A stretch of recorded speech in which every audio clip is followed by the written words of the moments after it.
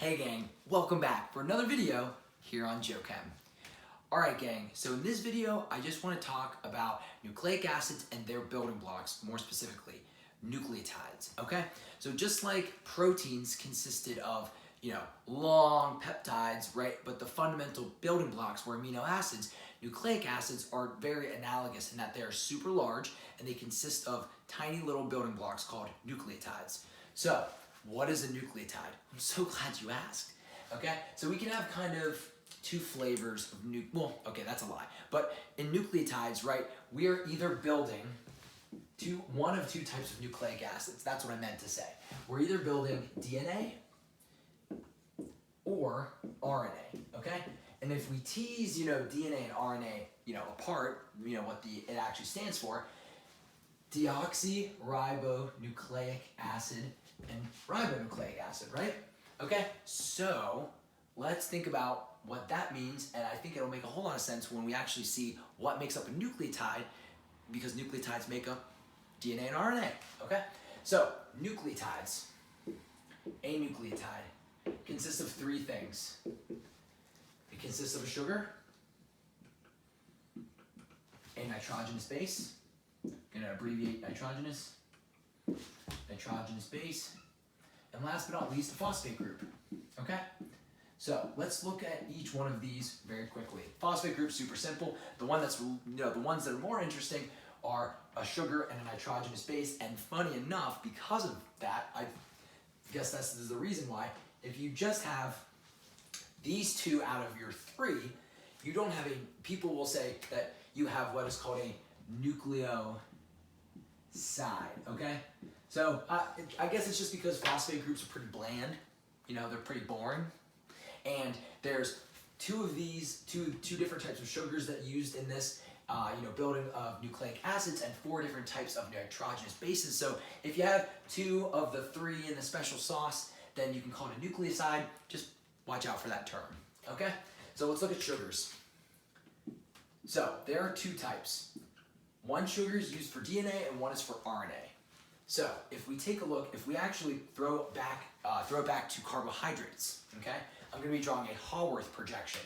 And you know what? I'm going to start over this side and work this way because I'm going to need more space. And at least I can use all this whiteboard space over here. Okay, so we're going to deal with a 5-membered ring. And I'm going to draw what is called 2-deoxyribose first. So we are dealing with CH2OH. So this is 2-deoxyribose. And the reason why it's named this way is, we start numbering going around this way because this carbon is highest priority. Then we got 2, then we have 3, 4, and we can even call that carbon 5. That's how it's referred to. We don't have, a hydroxy group at 2, right? So that's what the name suggests. Now, if we look at the other sugar used in, what is composed of nucleotides, it's very extremely similar. Everything's the same except we actually have a hydroxy group at 2. And this sugar is called ribose, okay? So, I know you're all, detectives, you're all very smart. I think you can easily tell that ribose, when we're building nucleotides for RNA, we use the ribose sugar, and when we're building nucleotides for DNA, we use 2-deoxyribose, right? Clearly because the word starts with R and the word here starts with D, right? And it's literally embedded in the name of the nucleic acid itself, right? Okay, cool. So that's kind of what's going on with the sugars. There's just 2 of them. Now with nitrogenous bases, I'm not going to draw the structures here because they're pretty large, and I even have a separate video where I talk about the nitrogenous bases, specifically why they pair the way they pair, right? But there are, a slight difference based on what you're dealing with. So if you're dealing with DNA, and I'm just gonna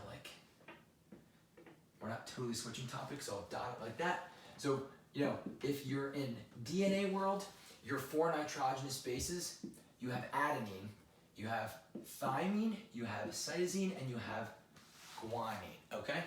In RNA, it's almost exactly like that, except you have adenine. Instead of thymine, you have uracil, a U, and you still have cytosine and guanine. Very quickly, very surface level, the nitrogenous bases, there's a pairing. I'm pretty sure if you've ever taken 9th grade biology or some biology at any point, C pairs with G, A pairs with T. That does not change with RNA, and RNA, A pairs with U. But if you want more info on nitrogenous bases, check out that nitrogenous base video I mentioned. I'll link it in the description of this video, okay? So that is our nitrogenous base, little overview. And phosphate group, right here, I'm actually just going to, so it's, phosphate group. We have phosphorus double bonded to oxygen, we'll have an OH, we'll have another OH, and then we're gonna have an oxygen that's gonna be bonded to the rest of the nucleic acid. So this is really what's going on. Now, to build one nucleotide, you need a sugar, you need a nitrogenous base, and you need a phosphate group. So you need to take one from each column. What I'm gonna do is I'm going to pause the video, I'm going to erase, I'm gonna show you how to make a nucleotide, how to put the pieces together, and then I'm gonna show you how you can build from one end of a nucleotide and as well as the other end of a nucleotide, which is how it would then polymerize to make DNA or RNA. So just give me a second, let me erase this, and we'll get right to it. Okay, gang, so what we're gonna do is comprise a nucleotide that you would have in DNA. And then I wanna show you how you can build off of that. And then you could imagine how that would change. Okay, so if we're doing DNA, and I'm even gonna save some space up top. What I wanna do is start low, and I'm gonna draw my sugar first. So remember, 2-deoxyribose, so nothing here. So if I even do that sugar first, actually, let's just do that. I would have something like this. Okay? Now, the way nucleotides are constructed is you ditch this OH on the first carbon. That is where your nitrogenous base goes.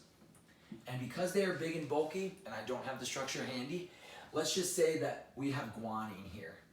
You would just have a nitrogenous base, A, G, T, or AGT, or C, right? Since we're doing DNA, right? Not uracil.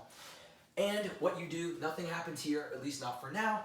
And what ends up happening is you build this way. So you can refer to this carbon as the 3' carbon, and you can refer to this carbon right here as the 5' carbon, okay? So when you're building multiple, so we haven't built one yet, so let's do that. So it's on this 5th carbon right here. So let me actually draw this like this, CH2. You have an oxygen, and then that goes right into your phosphate group, okay? So this right here is our very first nucleotide. Look, we did it all by ourselves, okay? So you can see we have the nitrogenous base on position 1. We have the phosphate group that's attached to the 5th carbon right there. Now, if we wanted to continue, and let's just add a second one, right? We have the option of doing that here or here, but I clearly have more space up top, so I'm going to be building this way. So what you can do is this oxygen, right? Obviously, I'm not showing anything mechanistically, but this oxygen functions like this oxygen down here. If we draw a line up, that goes right into another Haworth projection right here. So you can see, I drew the line longer, but this oxygen, right? This would be the end of a DNA strand, okay? So obviously nothing at position 2. We'd have some other nitrogenous base here, so maybe we have adenine here. Why not? Okay? And, at this position, we have our CH2. And let's just say I'm gonna finish it off right there. I have nothing extra. Let's just say we have 2 nucleotides in a row. This would be, 2 nucleotides, and we'd be doing this in kind of a DNA mindset because of the sugar we're choosing, right? If I added a sugar here and a sugar here, right, then we'd be working in RNA world. Okay, gang, I know that was kind of simple, but now I think you can talk pretty intelligently, and you can comprise a nucleotide. If someone asks you to draw 2 of them together, you could handle it no problem, or even more than that, any length. Okay, so if you want more info on nitrogenous bases and why G pairs with C and A pairs with T and A pairs with U, there's another video. It's the last video in this biological organic chemistry series. So if you're watching, I just want to say thank you from the bottom of my heart. The fact that anyone is watching these, putting their eyeballs on these videos that I shot in my bedroom by myself is crazy, but I hope you've learned something. I hope that is giving you confidence in whatever organic chemistry semester you're in. I hope you've had some good, good time, and hopefully you've liked and subscribed. Obviously I got a plug, but I hope to see you in the last video, but if not, good luck, you got this.